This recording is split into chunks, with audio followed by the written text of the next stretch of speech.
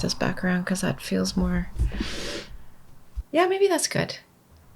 Okay, video 2. We're going to make this short and sweet. So in my first video, I had said introductions would be later, and I think maybe later should be sooner. So here we are, second video. I think I'll tell you a little bit about my history, my journey here, and what it is I'm hoping to accomplish, because I think context matters, and I'm trying to be transparent because there is an objective here in terms of why I'm putting these videos together and putting them online. So when I introduce myself, I often say I have 2 hats that I wear. And really what I'm trying to do through this video series and in my life in general is merge these hats. So I'm only wearing one. I am a web developer, content producer. I support organizations with strategic communications and how to reflect that all online. And then because I'm a developer, I can build the things that I pitch typically. You know, I have a number of technical and graphic design partners who help round out the work that I do.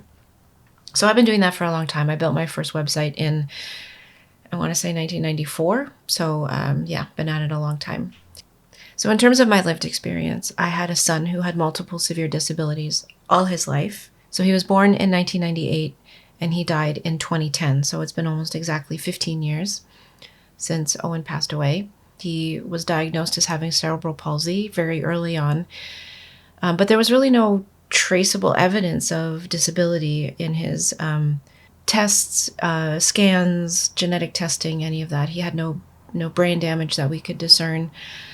So yeah, he was a real anomaly and a real mystery. And he also had surgery while he was in utero. So we knew from the very beginning that this was going to be a very different parenting journey than we, I guess, signed up for.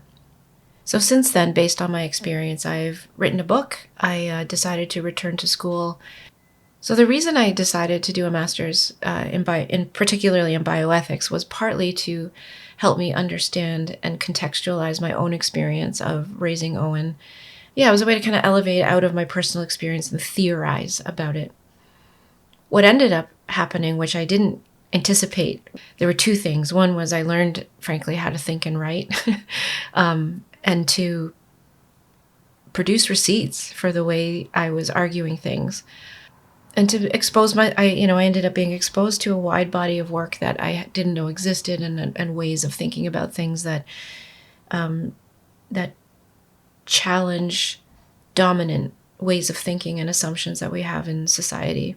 The other thing that I developed, I guess, is a critical eye on, everything from the way we talk to each other as individuals to how systems are set up and unfold, and the way organizations behave with patients and caregivers and families, how governments message things to the public, that there's a lot of intentional design behind these things that are meant to, get people to do things or to placate their uneasiness, to diffuse dissent.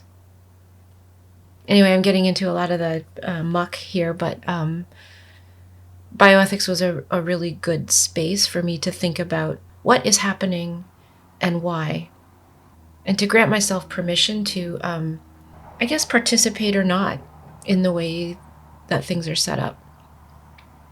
I know that was all a little bit vague, but if you go to my website, you'll see lots of blog posts and my keynotes and things like that.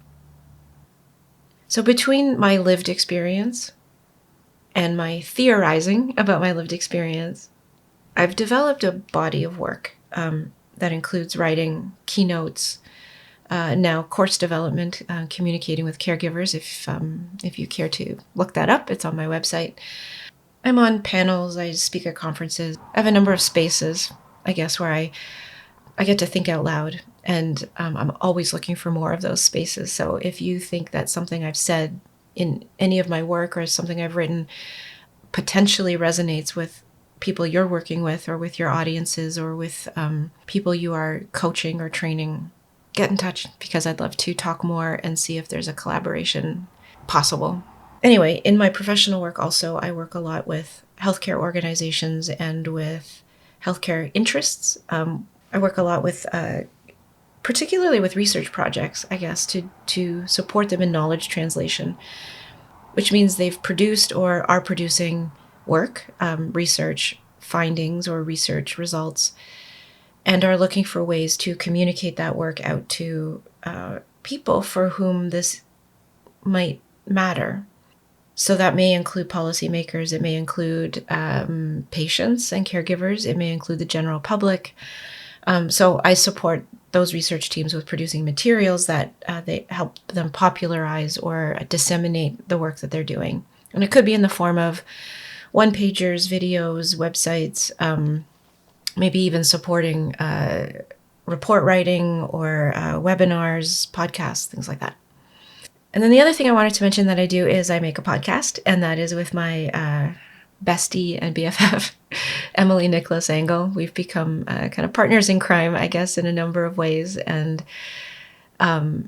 it's a labor of love, for sure. I think it's also important work. The podcast is called Matters of Engagement, and it started out as just simply commenting from a critical perspective on patient engagement and partnership, which is this whole thing in healthcare. But it's evolved since then, and we now do some knowledge translation work for research projects. But we're also going to continue our critical work in the form of, I guess, a kind of mini talk show on YouTube. So that's really exciting. That's also under the brand of Matters of Engagement. So that's kind of the work I've been up to. And in terms of where to find all this information, it's on my website, johannesen.ca. That links basically to everywhere. You know, in future installments of this video, I'm going to elaborate on those things a little bit more. But what I really wanted to do here in this video was just in this very, I guess, messy way, or introduce myself and also explain some of the things I'm interested in doing. I'm open for business. So, okay, I'm now going to go and think about what my next video is going to be about.